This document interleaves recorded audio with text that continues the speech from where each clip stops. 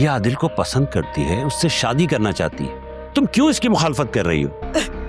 आप जीनत को नहीं जानते, मैं कैसे अपनी बेटी को उसका हथियार बनने दूं? अच्छा, तो तुम ये समझती हो कि निदा को जीनत हथियार बनाएगी तुम्हारे खिलाफ और उस पर जुल्म करेगी?